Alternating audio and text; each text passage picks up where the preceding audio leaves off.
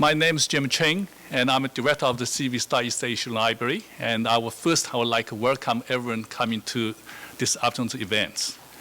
And I'm very honored and delighted to have one of the best-known Taiwanese writers coming to our library to give a talk.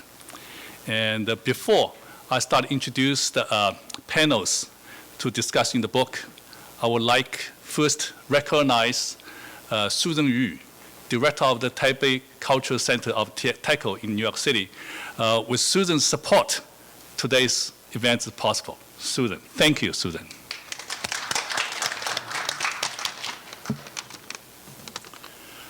First, please allow me to introduce our guest of honor and our panelist, Ms. Liang. Hi. Ms. Liang is she has the pen name of Shi Shu Duan, and she is also the author of the award-winning Butcher's Wife. And I still remember when I was reading the Butcher's Wife, 1983, I was shocked. I'm deeply impressed. I'm a fan of the Liang. Okay. And Mr. Liang was also the prolific writer and astute social critic. And she was honored by the French Ministry of Culture and Communication with its, excuse my French pronunciation, Chevalier de l'Ordre d'Assart as the Letters Award. And a modern dance based on her short story was shortlisted for the Forest Prize. And the second one, I want to introduce Mr. Liang's the book, Lost Gardens Translator. Professor Sylvia Lin, formerly Associate Professor of Chinese at the University of Notre Dame, translated contemporary Chinese fiction from Taiwan and China. Professor Lin. And next one, it's the Guggenheim Fellow, Howard Goldblatt. And he is the internationally known translators of Chinese fiction, including the novels of Mo Yan, the 2012 winner of Nobel Prize winner for the literature.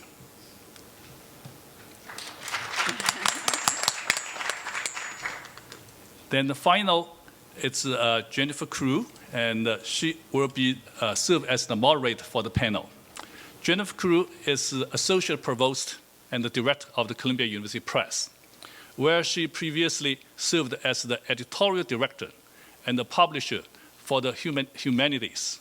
She acquired books in various fields, including the literature studies, film, Asian humanities, and a series of translations of major European intellectuals. She currently serves as on the Executive Council of the Professional and Scholarly Publishing Division of the Association of American Publishers. She's also invited as speakers on the translation and on scholarly publishing in Amsterdam, Seoul, Tokyo, and Taipei. Now, let me turn over to Jennifer as the moderator for the panels. Okay, thank you, Jim. And thanks, I'm so honored to be here. And I do want to say that this is the book that we just published recently, and the bookstore, Columbia Bookstore, will be selling copies at the end of the event, I think over there. So I thought, since some people probably haven't read the novel, I thought I would just give a very short précis of the novel so you know what we're talking about when we talk about some of the characters, and please correct me if I'm making a mistake, but this is the description I would give you. It is a story that really develops along two different narrative lines. The first one is really a flashback, and it chronicles the history of the main character, Zhu Yinghong, a young girl whose father's an intellectual from a Taiwanese gentry family. And when she's a child, he's arrested by the nationalist government in the name of national security. And by my reading, it's not exactly clear in the novel on what grounds he is arrested, but he's taken away for a long time during this White Terror period in the 1950s. So the flashback part of the novel takes place in the 1950s. And when he's released from prison, he's quite ill and needs to recover, but it also seems as though he's under house arrest, basically, at this house. And he stays in the family ancestral home with its 10-acre, very elaborate, 200-year-old garden, which he tends and rebuilds, and he kind of recovers as he's rebuilding this garden. And all along, he's teaching his young daughter about her family and what he knows about life, essentially. That's the one story. The second story is set in 1980s Taipei and focuses on the now grown Ying Hong and her infatuation with a playboy real estate tycoon. And their relationship kind of plays out in the milieu of this very nouveau riche business situation, businessmen mostly, and Taiwan's emerging sort of raging capitalism. During this period of her 20s, her father dies, and she learns that her mother has spent all the family money on allowing him to indulge his passions, one of which is photography. He takes pictures of every part of the garden and its renovation, and buying cars and that kind of thing. And she had to sell the garden to her brother. So Ying Hong realizes that it's in the brother's hands, but the brother will sell it back to any family member if they can afford to buy it back. So she eventually moves back to the Lotus Garden. She marries this real estate tycoon, and then he eventually buys back the garden from the uncle and pays for the renovation. And then in the end, she opens it up to the public. And this garden, called the Lin Garden, actually exists and can be visited in Taipei. So my first question for Liang is, what was your motivation for writing The Lost Garden? And was the existence of this garden, the physical existence in Taipei, a motivation for it, or did you just want to use it as this sort of main starting point for the theme? Yeah, hello everybody, and thank you for coming. And it's been, it's so nice to be here because I always love Columbia University because of Professor Xia Zhiqing. When I was a student years ago, I came to New York and visited him often, and his wife over there.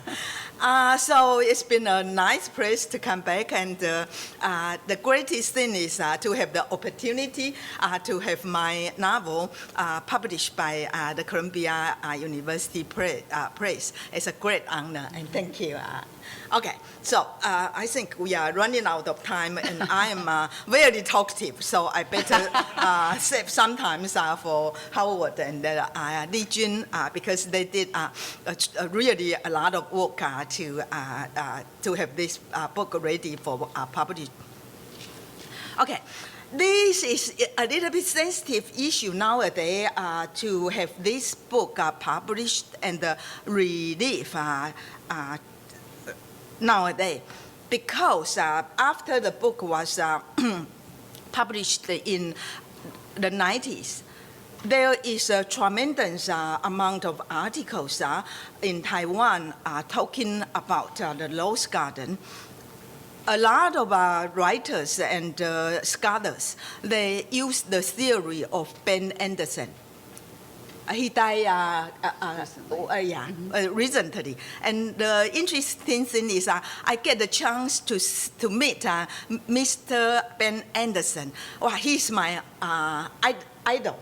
He's such he influenced Taiwan so much that with a friend's help, I went to Bangkok to see him. And he was, that time, he is old, but still very clever. And his book, The Imaging Community, actually influenced Taiwan's a lot.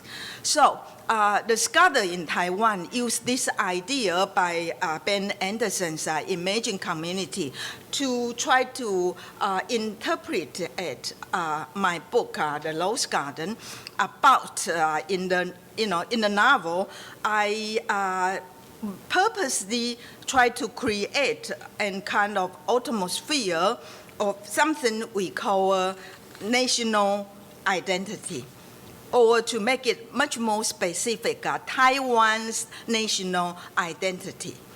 Okay, how come it's become so sensitive nowadays?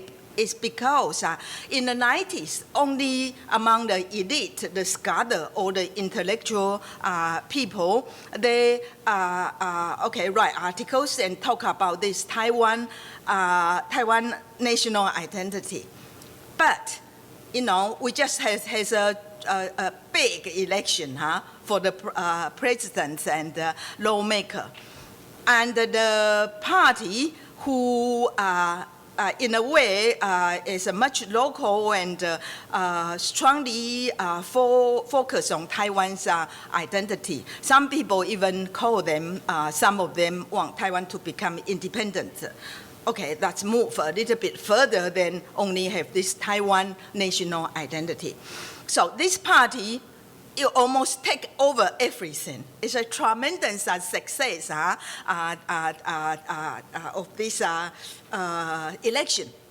So how come the DPP party can, attract so many younger people and also a lot of other people to win the election, become so successful?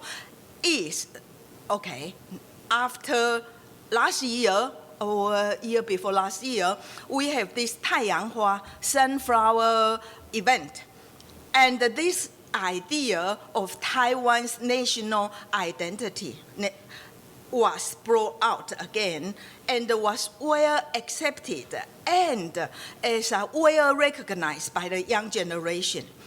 So even as I remember one of the politicians say, now, for the Taiwanese young generation, the so-called Taiwan identity or Taiwan national identity is prevail among the young generation. That means a lot of people, they really have this kind of thinking. So, I'm very happy to be here and to tell you that 20 years ago, I wrote a book, a novel, in a fictional way, and try to build this kind of a Taiwanese national identity. And 20 years later, it's become a very prevalent thinking among in the society. I dare not to say it's because of me, I am not that, I'm not that kind of person, but I would certainly say, for this kind of movement, I have at least a little bit of encouragement because the professor teaching the school and to talk about this kind of issue, and then I think for the young student, gradually to learn their identity with Taiwan. Okay, so a reporter just asked me this question. So this so-called from Ben Anderson's emerging community and become the young Taiwan national identity, 国族认同, this part of thing, how can I tell the difference between this national identity, 国族认同, 跟 what's the difference between Taiwan national identity and Taiwan independence? I would say that's something very different. For those people who have this Taiwan national identity, not necessarily support Taiwan independence. This is something I think it takes a lot of time to debate and to describe, and it's not my main issue now here. I want to say something else again is that this is a very romantic love story in the Lost Garden, because the young woman, my female protagonist, want to maintain the garden, and she doesn't have the money, so she used herself to attract this real estate, this how would I call it, tycoon, Okay, and then for him to build a garden, to repair the garden for her and for the family, and she even traced back. That's a very romantic way to trace back. Her family's was descended from a pirate. It's a pirate, because at that time there are pirates in the southern China Sea. South China Sea. And Taiwan is a center place for those pirates to gather materials, silver, silk, and a lot of china, and a lot of good things. The pirates is a businessman. They at that time they are businessmen, and so they transport and import and export all these things, and Taiwan is one of their ground. So that's why what can be true though. So the young woman traced back that the feminists forbidden is pirates. So make the story romantic. Do you want to be a descendant of a pirate? I love to.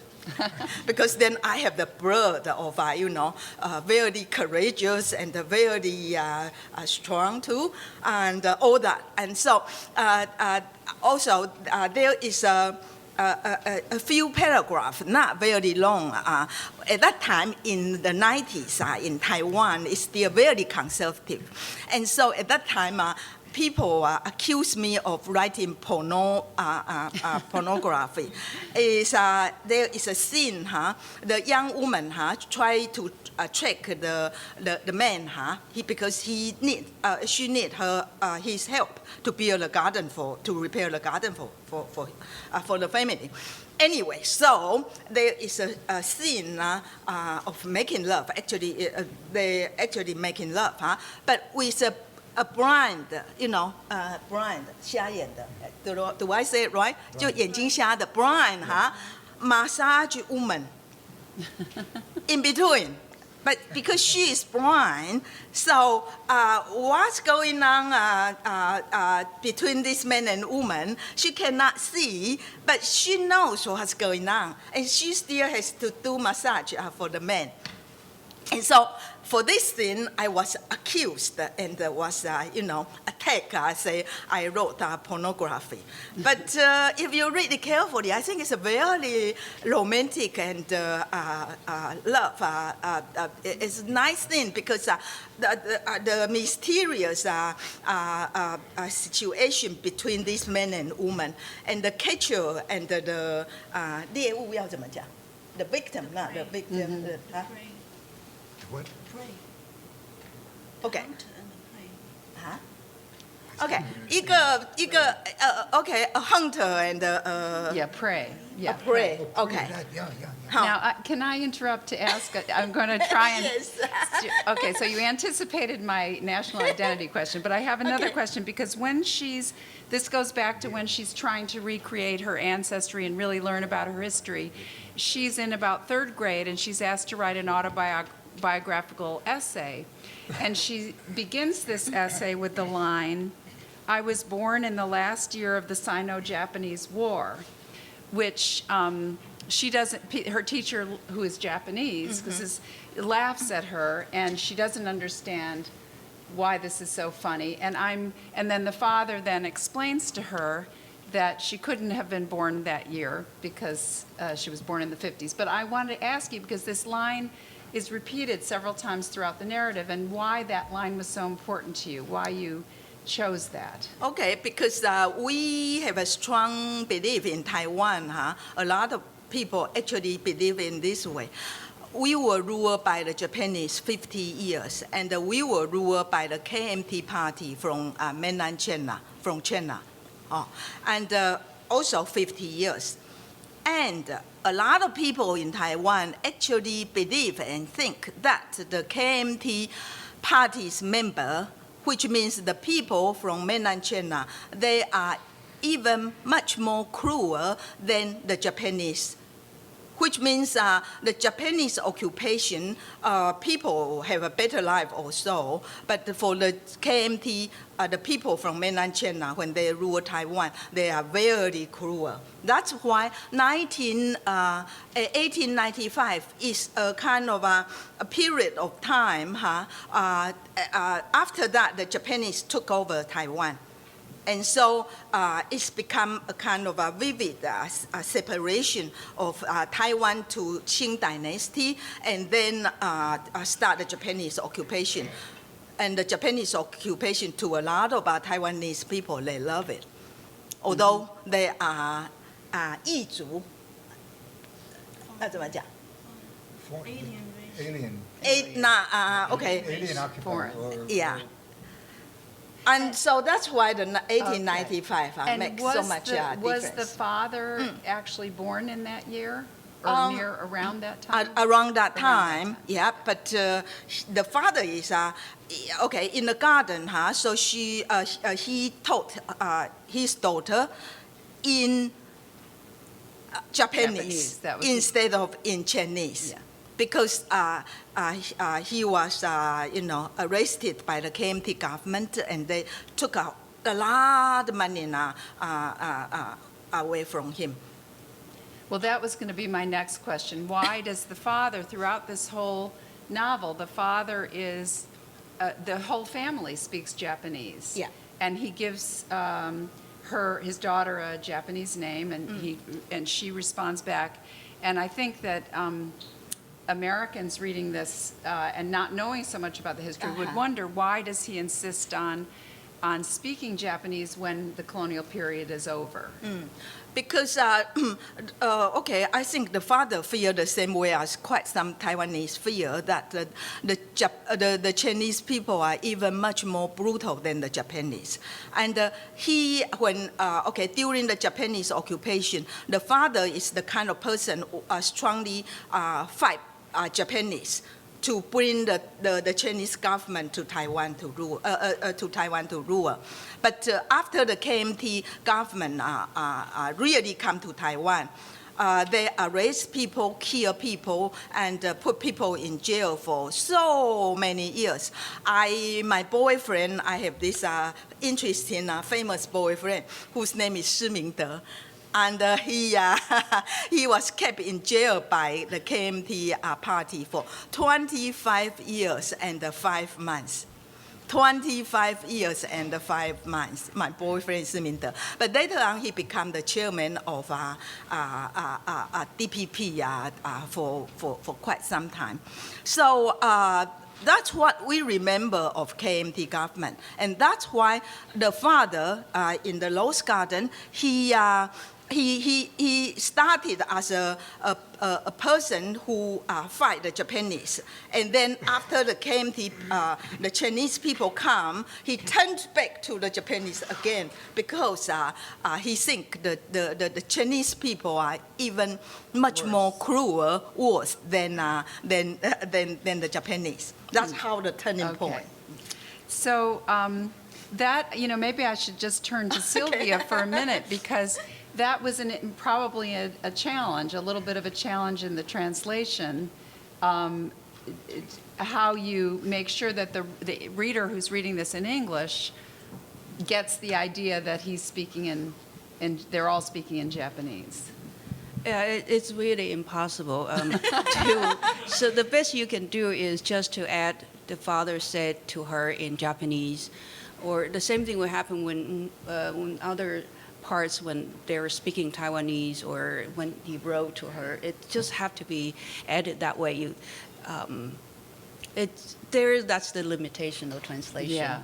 Although the name, when he called her Akako. Ayako. Ayako. So when it's a third person, narration, she's referred to by her Yinghong, by her Right. Chinese name. Right. But then when he's addressing her, you get that understanding that it's in Yeah, Japanese. yeah. But were all the other people, sometimes when they're going out, these business people when the narrative switches to the contemporary, which is really 1980s Taiwan, were they speaking a mixture of Chinese and Japanese at that point?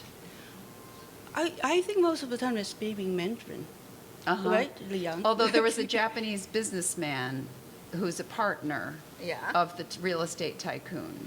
And sometimes she seemed to speak to him in Japanese. Oh, Yeah. yes. He's not He- Japanese, Wu Xiong. No. He is not Japanese, Oh, but okay. they use part of Taiwanese and part of Japanese I to see. communicate. That's a way in the past time Right. Taiwanese people did that. Right. And then at a certain point, the father's also starting to teach her English. I Yes. remember. Yes, because they are from very rich family, so at that time they have the money and the possibility to travel around the whole world. So I want to ask you a question that occurred to me. I know that your other works have been considered feminist works. Yes. Do you consider this book to be feminist? Me? Yes, you. Oh, indeed, yes. This is a woman trying to bring back all the glory and the real estate and everything to bring something to a new start and to start the whole family name. She donate the garden to Right, the to nation, public. yeah, Yeah. to the public, and so the garden will be there forever. And so she is the heroine of her family, indeed. So that's a very But in order to do that, Yeah. she has to essentially accept the charity of this man who doesn't treat her very well. but she is the one who make the man at the end of the story become important. Right. So that's You said it, I didn't know. So that's a fair play, though. Right. And the man, the man, I portray him as a very attractive businessman, a strong, rude, because he didn't get that much education, and he is a very capable man and a very strong man, and. But my female protagonist know how to deal with him. Okay, use her gentry background as a kind of a weapon, and for the man to become irresistible of a higher social class, and all these class struggles between them, and the other thing important is my female protagonist is a nice-looking woman, and was trained in a very traditional Taiwan Chinese way, which means they are capable of doing a lot of trick, but with a smile always.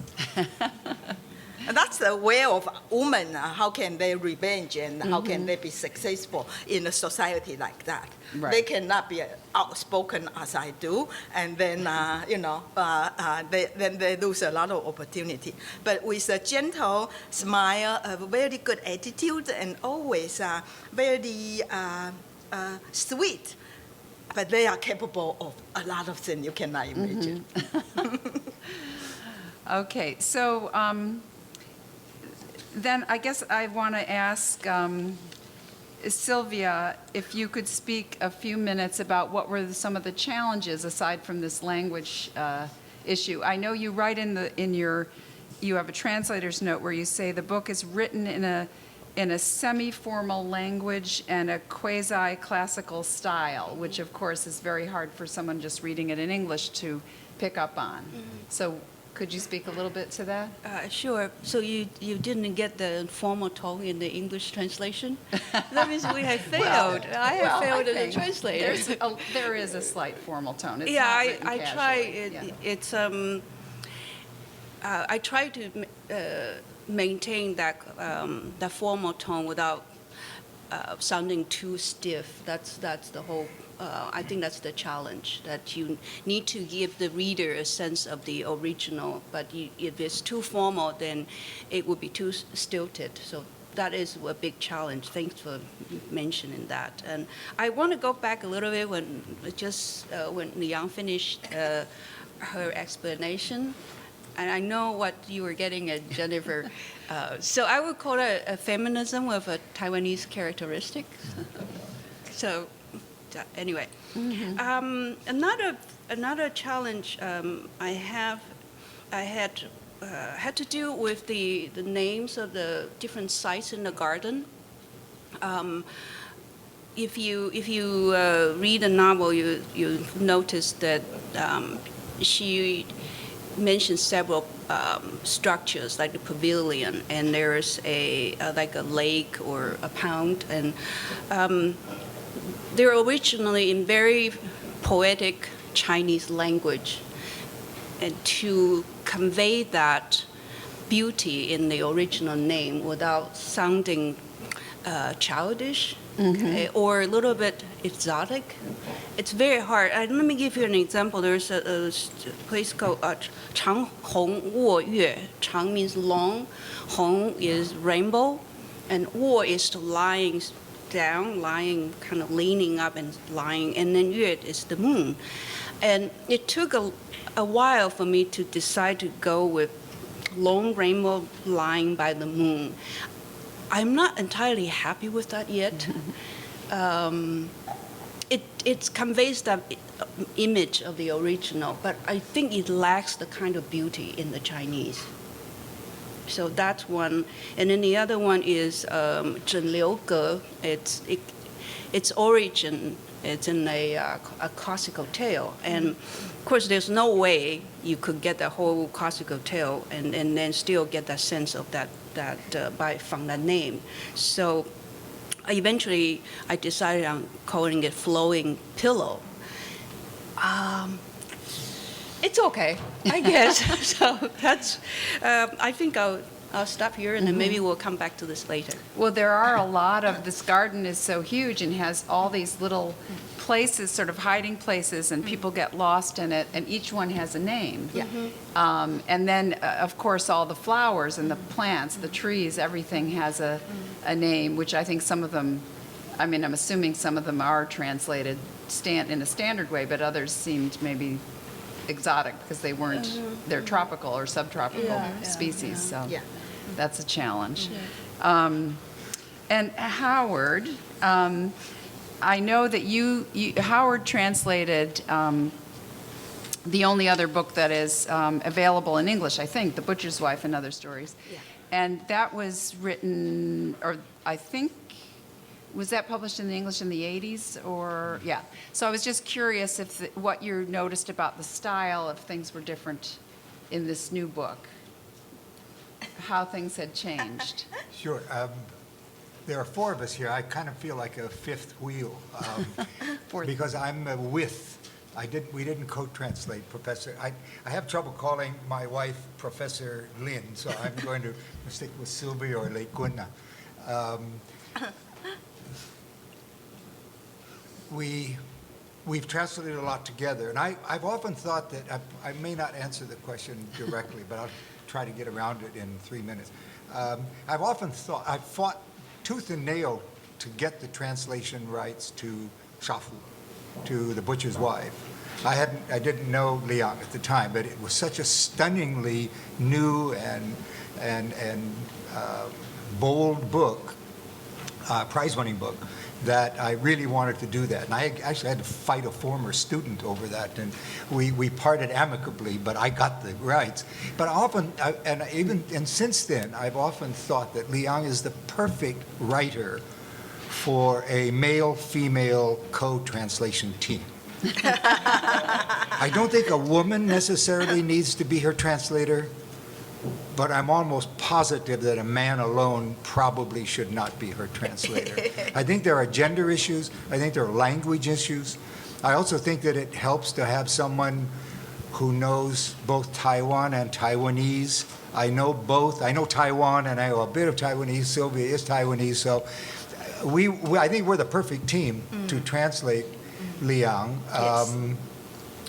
partly because I have a traditional Chinese literary background from university, and Sylvia is a well-educated a former academic who was trained initially in Taiwan at Danjiang. So, I mean, we have an idea of her language, but that doesn't make it easy. I mean, she is really hard to translate.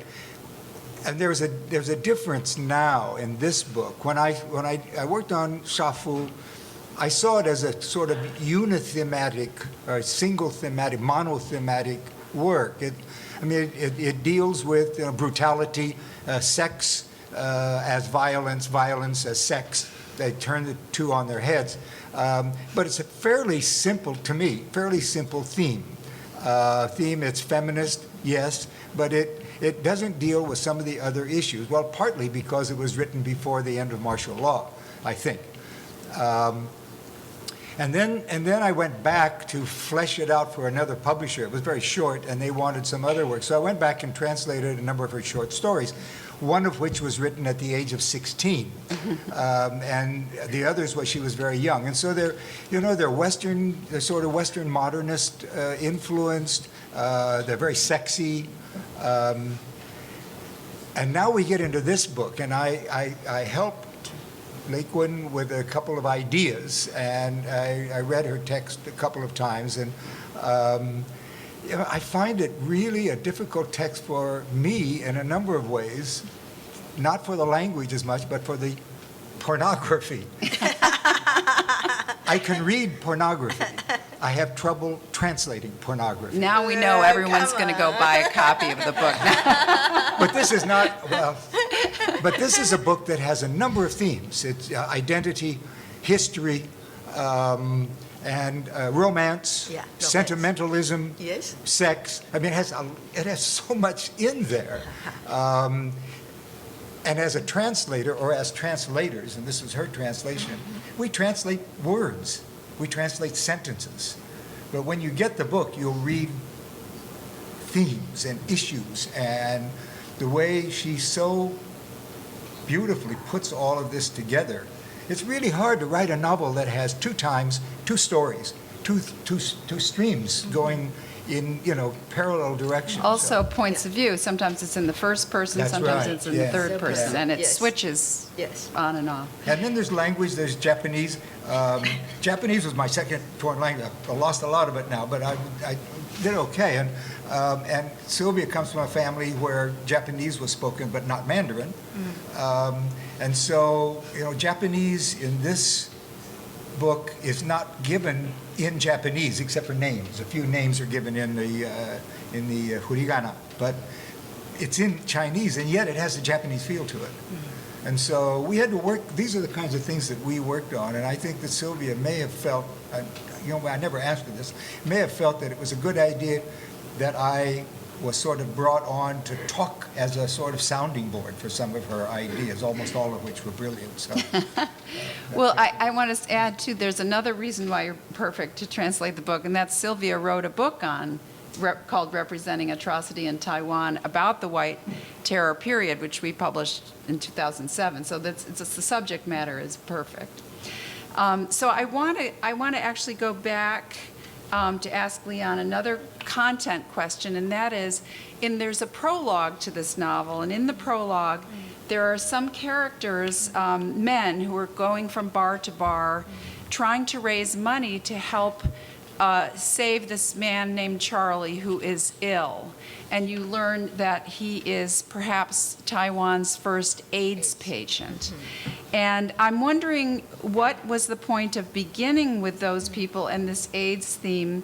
Because it isn't really picked up later in the novel. Is it just to sort of set the time period, or I'm sure it's not, so I want to hear what you have to say. Yeah, because AIDS in the 80s, 90s is incurable at all. Once you got it, you die. And so this will give a very heavy atmosphere, or even a very dark impression of what's going on and what am I going to talk in the novel. So when a lot of people in Taiwan use my novel to combine with Ben Anderson's emerging communities theory, keep on talking to them, say, this is not only about Taiwan national identity. This is a book of decadency. A decadency. Do I say it right? Yes, Yeah. you do. Okay. Because the father, he was in prison in the garden, and so he spent all the family money for the luxury things and put it in to an extreme. So and the daughter too, when he has to be with the man, the male tycoon. protagonist, the tycoon, also in a very, I would say, decadent way. Not the sexual behavior, but the mentally and everything. And so this is, I would say, is a capitalism in Asia, in Taiwan, and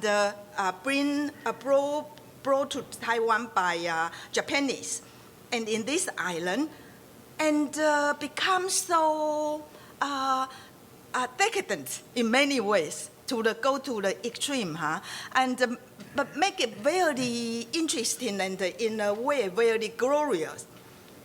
It's a lot of interesting things going there, and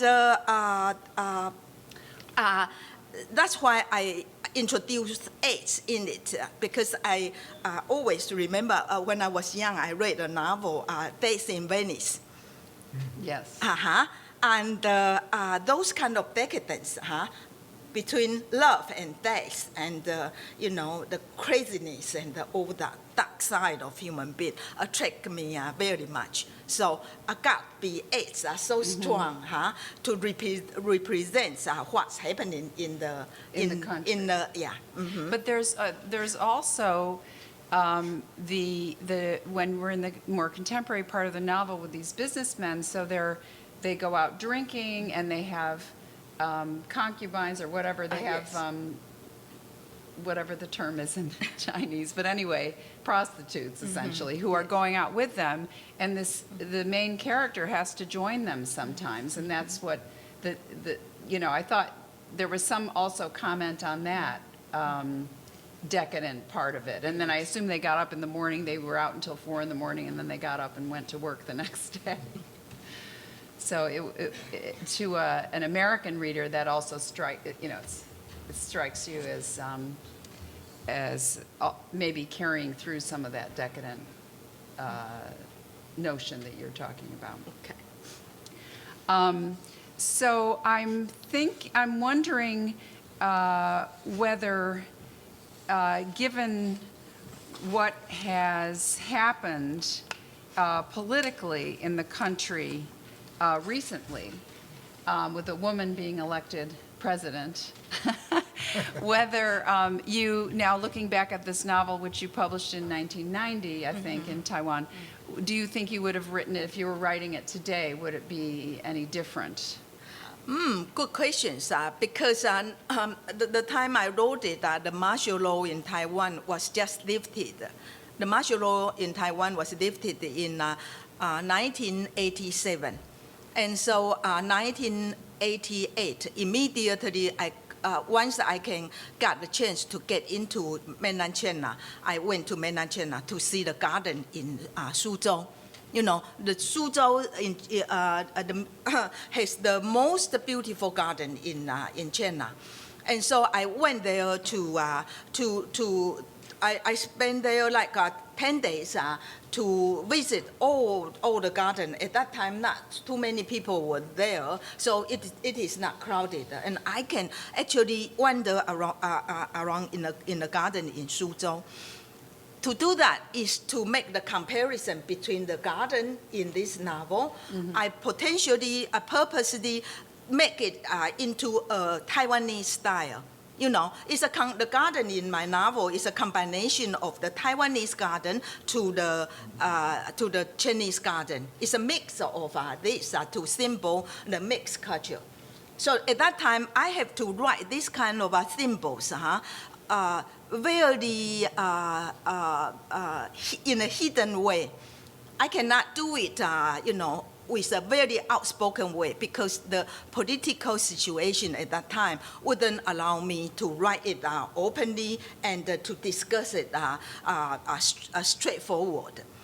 But then I think it makes a very good novel because the subtlety and the ambiguity give the scholar, or probably give a bad time to the translator.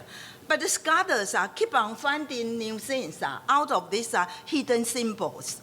For example, an article compare about the two gardens, the garden in the book and the real garden in mainland China, and also gardens in Taiwan. And to try to figure out the hidden message the author trying to give. Okay, and that's make the book beautiful. This is still one of my favorites, the book. I wrote almost 20 long novels, and I'm still writing. Okay, and the best way is, I start to trace back and tell myself, luckily the book was written not nowadays open atmosphere. If I wrote it nowadays, and then everything would become too vivid and too straightforward and too blunt, make it less interesting. So thank you for the martial law, I would say. Sometimes what is bad not necessarily turn out to be a bad thing for the writer. That's kind of ironic, but it is true, though. And when it was published, it was controversial, you said, because people said it was pornography. But were there other reasons it was considered controversial, the political ones? Political Yeah. one. Okay. So what did people say? Okay, so you guys probably know we were a very divided society back 20 years ago, not anymore. We have the people from mainland China, and they are the ruling party. And we have the local people, a lot of them, the elite, were killed by Chiang Kai-shek when he came to Taiwan. He actually killed a lot of scholars, doctors, and Intellectuals? Yeah, intellectuals, a lot of them. And prison, a lot of them. That's why my boyfriend was in jail for 25 years and 5 months. Okay, so there are these conflicts between the local people and the people from mainland China, and it's always there. And this kind of okay, what's your question? Sorry. It was what they thought, what else besides the sex scenes was considered controversial? Yes. at the Because time? talking about politics is make me crazy. I was with the DPP party before long time when I was a little girl, because of my family, I had a lot of chance to see. To meet and to be friends with those opposition party. Yeah. Opposition party. So talking about politics driving me crazy. Anyway, okay. So when a lot of scholars start to use Ben Anderson's Imaging Community and try to say this book is a way of it's a phenomenon of the Taiwan independence or Taiwan national identities, a base or whatever, and it's make the people, the KMT people, the people Chiang Kai-shek bring from China. Those scholars, they are very unhappy.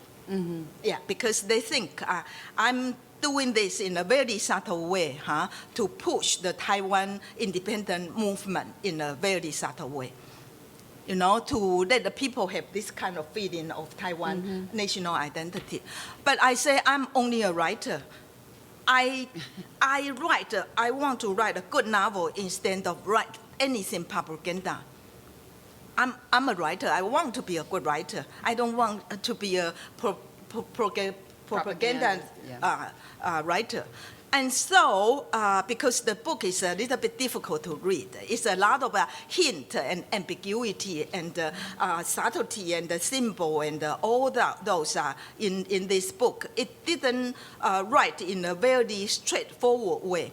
So the people attacked me at that time. Gradually, they have to keep their mouths shut because at that time, I think actually the Taiwanese identity started to move on. Mm-hmm. And so keep some people shut up. But I never got a great big award in Taiwan because the jury, a lot of them, they don't like my political position. I thought I read that you had received an award and then the government said to the jurors that wasn't a good idea, wasn't a good choice. Is that right? Yeah. That's But that's one of the political. Ask you guys a question: which make it worse? Is the politics or sex? To make a writer in a worse situation, and I did this too. I write politics and also sex, and so that make me undesirable. Yeah. So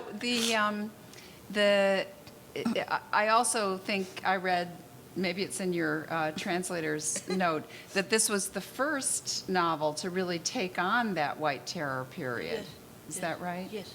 And since then, there have been others? Oh, yeah, there are, and that's what I found really interesting about Liang's response earlier about writing it differently. And she obviously said no, she would probably write the same way, mm-hmm. because she's almost praising the censorship, but mm-hmm.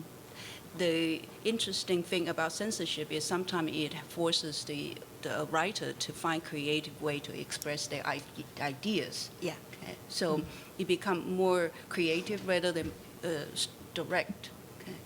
But there's another thing I want to add: the political issue and why some people would be unhappy with this novel. It's also the role Japan played in this novel, the father's choice to teach the protagonist Japanese, and Japan is sort of like the white elephant in the room all the time. The mainlanders have a very different idea, different reaction to anything Japanese, very different from the Taiwanese. Mm-hmm. So that could be also a political issue. It promotes a kind of Taiwanese identity, Taiwanese consciousness. At the same time, it seems to have this admiration for Japanese culture, mm-hmm. and that's a big no-no with a lot of mainland Chinese. Yeah. Exactly. Yes, there's you detect that admiration for the style of house, the Japanese style houses or hotels and places they go. There's, it's definitely, which is what's surprising to me, because you think a country's colonized for 50 years, they're not going to like anything to do with the people who colonized. So that was very interesting to hear.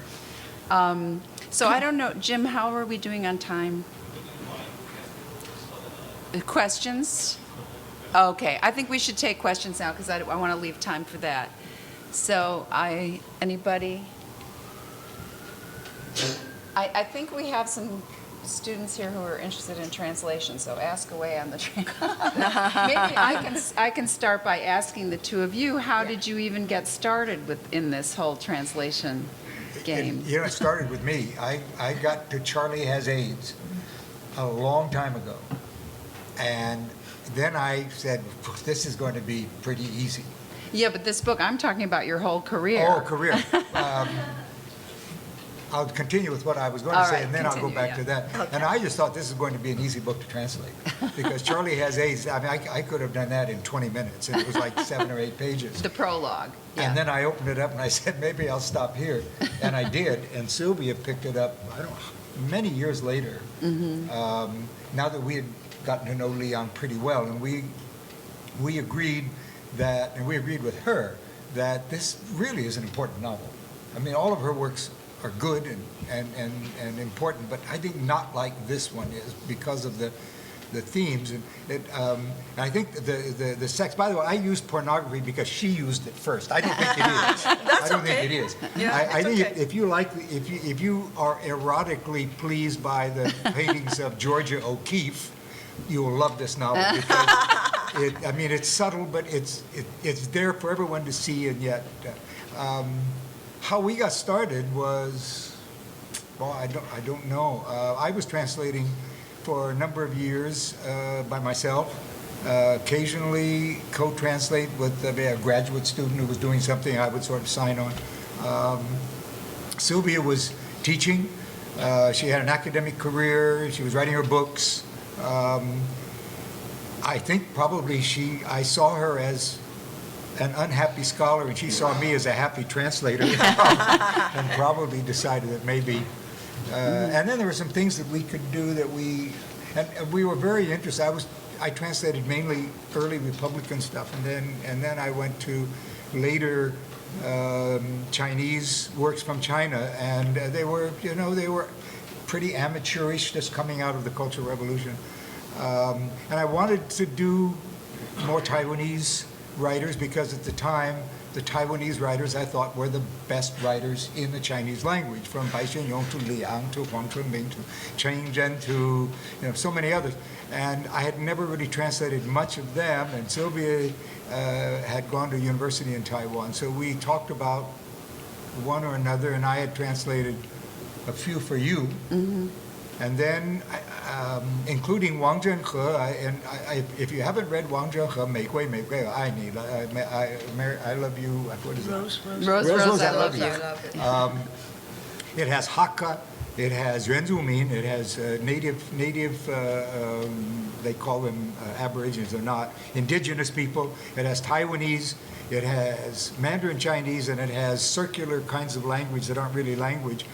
And of course, it never comes across in the translation as being markedly different, because I could only put it into an English that I knew, mm-hmm. and I couldn't. And there was one time that we were talking about translation in a Tibetan novel, and he had used the same term over and over, tiana, tiana, tiana. We were saying, but the characters use this differently, each of them. So we decided we would try one time, each of them give them another language. So one of them was. What were they? Ach du Liebe. Ach du Liebe, one of them said. German, And another one yeah. said, I forget what they were, Spanish. Now I all of a sudden, ay caramba. And we had them all, but of course it didn't work. The Frenchman, of course, said merde. And none of that worked. But Sylvia and I, we share, I think, the kinds of literary sensitivities, so we are drawn to the same kind of novels. Sometimes we're commissioned. And we have, people always ask, how do you do it? Do you sit there and talk about these? No, we don't talk.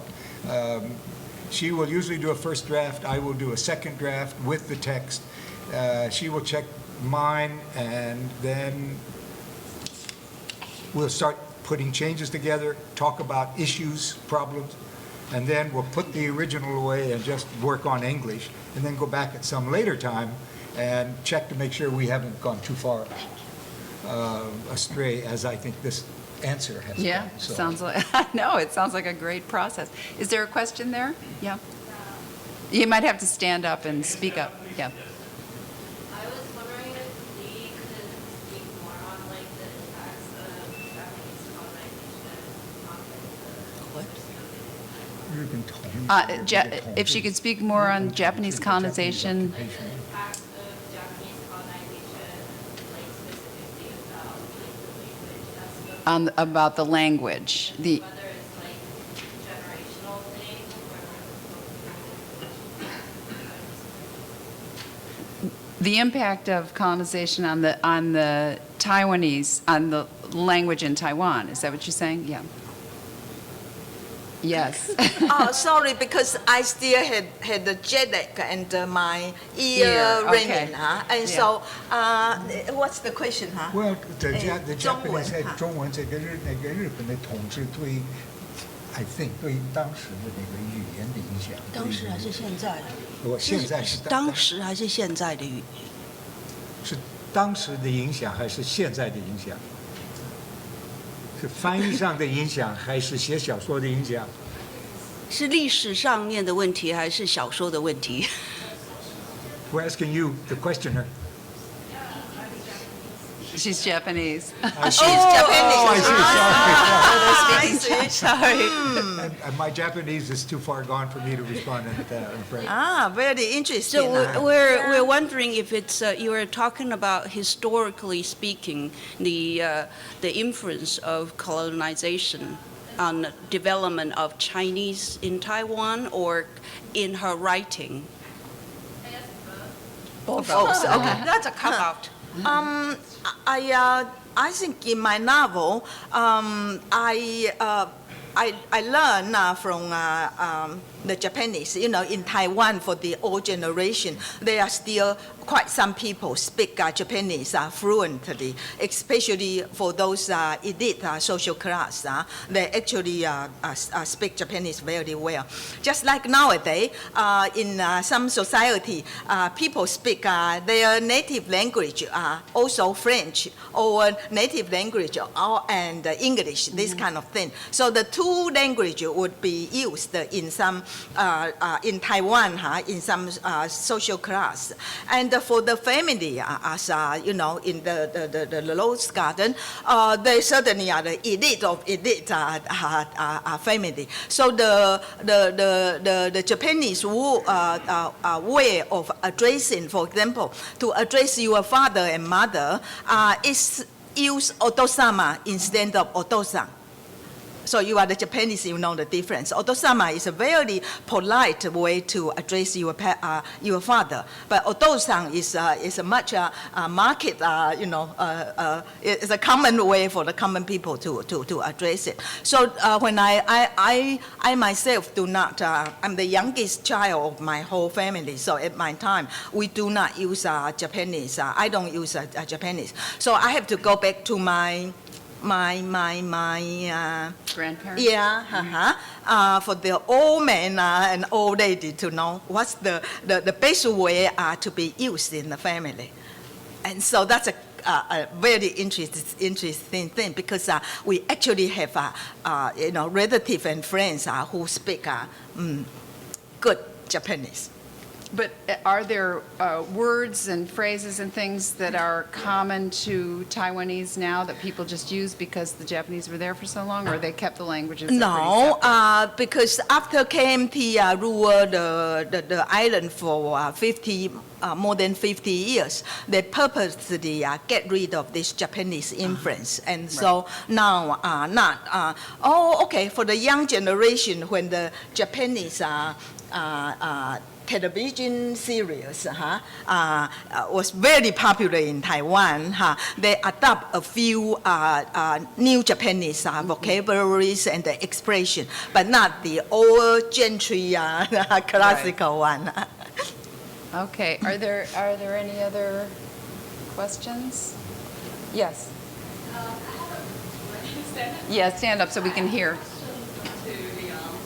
I'm wondering if the fact of your novel being translated to English somehow changed your tone in terms of how you address the reader, because now the reader will be like globalized, and you read someday write a novel not specifically for Chinese, or even now maybe address a broader Chinese community. Is that idea Okay. This book was translated also into Japanese and French. And I think the French love it, because for some reason they love this kind of novel. And the Japanese are kind of a little bit shy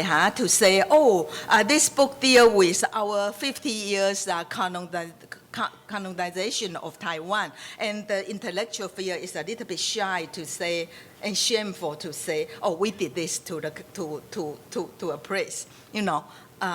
Okay, so the response is very different.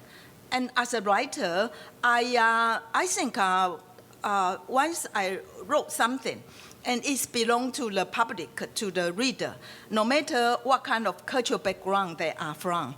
And they can get whatever they want and feel happy about whatever make them feel happy. Or they can dislike it and say, well, this is no good also. So it's all okay for me. Even misreading or misunderstanding, I think it's happened everywhere in your life. There are so many mistakes and misreading and mispraise.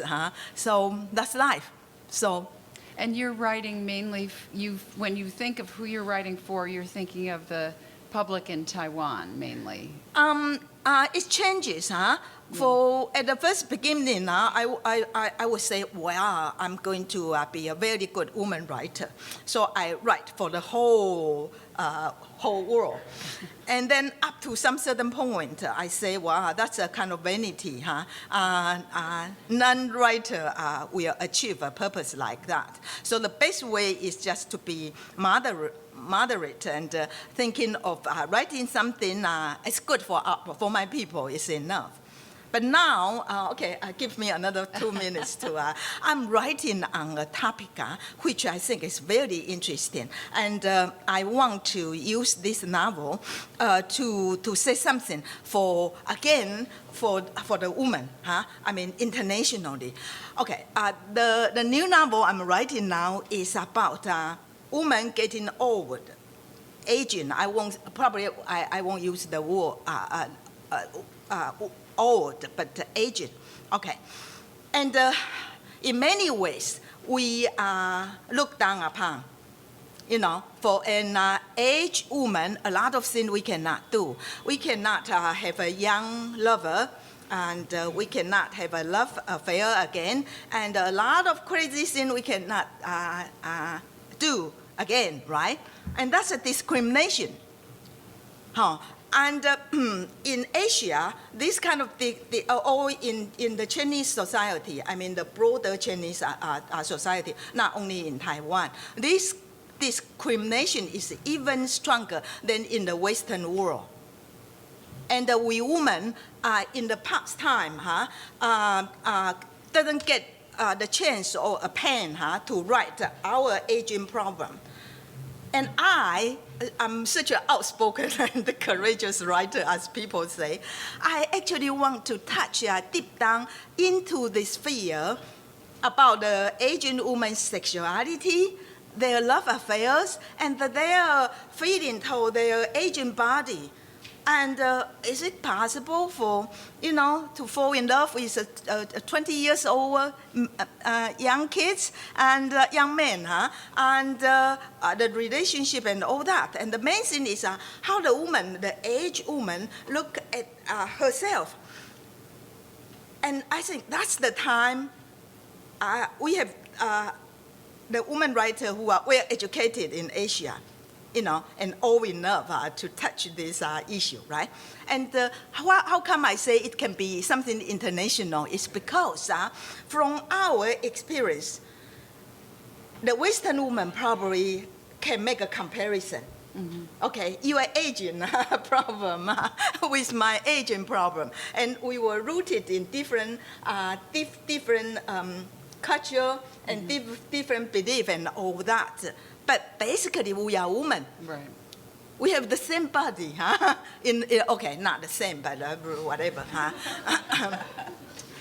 And so this thing will be, I want to write something to touch deep down to some fundamental issue of woman or of mankind. And that, I hope it can be universal. Right. In a way that not I share Jennifer's experience, no, but Jennifer may use my novel as a comparison to your experience. And we women in Asia, finally, we are all in love and come to a day we can write things like this. I'm very happy about that. Thank you. Well, I think we're finished, right? Okay.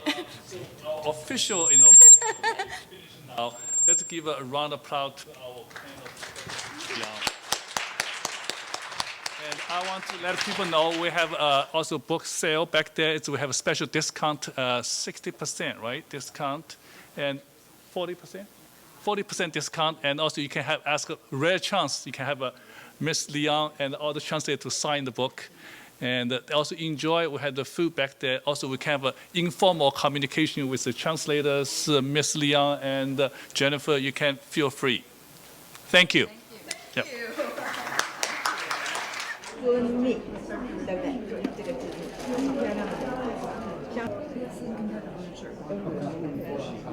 But you're doing translation theory. Translation theory is a workshop that continues